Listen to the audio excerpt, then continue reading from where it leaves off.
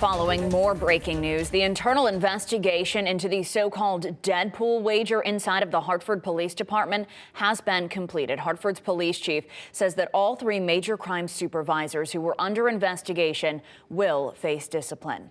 Earlier this month, Detective Jeffrey Plasek was demoted to officer and suspended after the chief says he sent a group text inviting other officers to a Deadpool in which bets could be placed on where the first homicide of 2021 would occur in the city.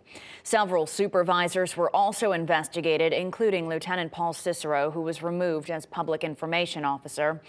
Chief Jason Thody says all three supervisors will face discipline, which includes documented counseling and is the maximum penalty for the charges faced. Cicero faces up to 5 days unpaid suspension. Officer Plasek, who wrote that text message, was given a 120-day suspension along with that demotion and can only return to work after a fitness for duty evaluation.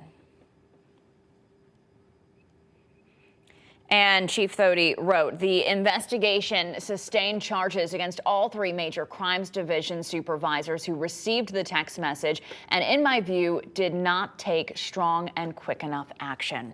Chief Thody says the internal investigation will be forwarded to a third party to review the case and ensure that the community has confidence in this investigative process.